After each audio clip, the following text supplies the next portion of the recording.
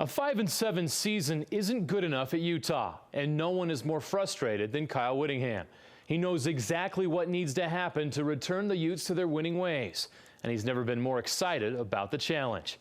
Here's my conversation with Coach Whittingham at Pac-12 Media Day.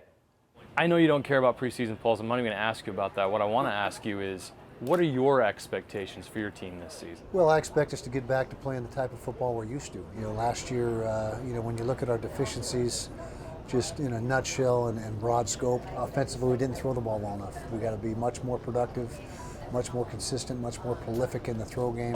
It's one of the main reasons we brought Dennis Erickson is to jumpstart that facet of our game. We've also got to keep our quarterback healthy. It's been since Brian Johnson in 08 that we've started and finished the season with the same quarterback, and that, we've got no continuity, no consistency there, and so that's got to change. Defensively, we had two issues last year: red zone defense and our inability to take the football away, and that's something we've been very good at for a lot of years, and so we got to get those corrected. We've worked hard in the offseason to address those issues, and we can't wait to get back on the field. It's no fun not going to a bowl game, and that was foreign territory for us, and our guys are chomping at the bit to get back out there. Offensively, you mentioned the importance of the quarterback, and continuity hasn't been there. Do you have confidence in Travis Wilson is the guy that can give you that? We sure do, and right now if we had to play tomorrow, he'd be the guy. Like every position in the program, it's all about what you're doing lately. You got to continue to produce, but he has worked his tail off since we got him in January of 2012 as a 200-pound true freshman right out of high school, early graduator.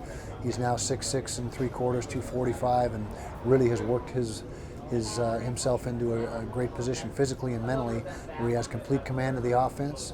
And he's, physical-wise, he's just a whole different person than he was a year and a half ago. Defensively, not the kind of year last year that we expect from a Utah defense. What's the difference this year in this year's defense? Well, we feel that way exactly. We think we got a chance to be one of the best defensive fronts in the conference, if not the best, with even with Starr's departure. And that's just where we've been. Defensive line's been a strength of ours for a decade. That's been a strong suit for us. The linebackers we fully expect. I was raving about them last year. Didn't perform. We had injuries. I don't think we started the same three consecutively, maybe twice in the whole season. And so those guys are all a year older, a year more mature, a year smarter. And so that position's got to be something that's more productive for us. The big concern on defense is the corner position. We're essentially starting over there. The 95% of the snaps we lost to graduation between Ryan Lacey and Mo Lee and Reggie Tops. All those guys played all the snaps. So a lot of talent at that position, no experience. But we feel that with the progress they made in the spring, if we can make that much progress again in fall camp, we'll be okay by the time the season starts. Your schedule is also challenging. You add Oregon and Stanford this year. You didn't have to play in the first 2 years. Yep.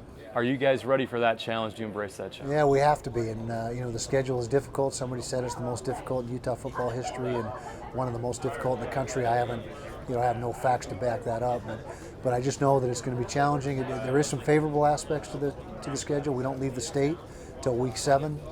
7 home games, 5 away, so that's a positive. But certainly adding Stanford and Oregon ups the degree of difficulty, and we're going to have to bring our A game every week.